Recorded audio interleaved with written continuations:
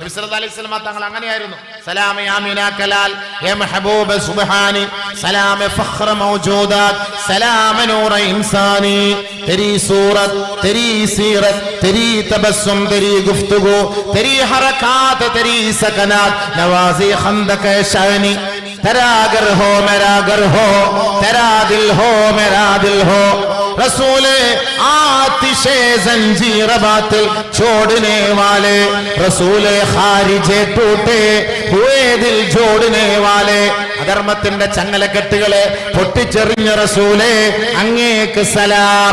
പൊട്ടിപ്പോയ ഹൃദയങ്ങളെ കൂട്ടിയിണക്കിയ റസൂലേ അങ്ങേക്ക് സലാം.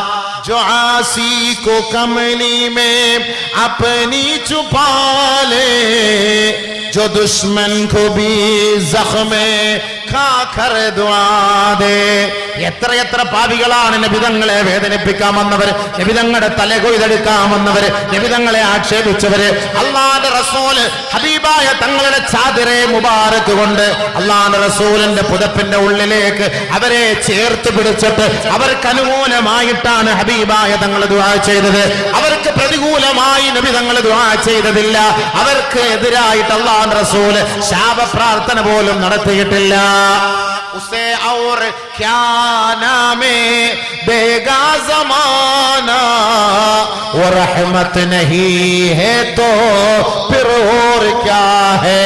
ഇങ്ങനെയുള്ള ഒരു പ്രവാചകന് ലോകം എന്ത് പേരാണ് നൽകുക? ആ കാരുണ്യത്തിന്റെ തിരുദൂതരില്ലായിരുന്നുവെങ്കിൽ ഈ ലോകം തന്നെ ഉണ്ടാകുമോ? ആ കാരുണ്യത്തിന്റെ തിരുദൂതരാണ് നമ്മുടെ പ്രവാചകനും നമ്മുടെ നേതാവുമെങ്കിൽ ഈ ദുനിയാവിന്റെയും ആഖിറത്തിന്റെയും നേതാവ് ആ ഹബീബായ തങ്ങളാണ്.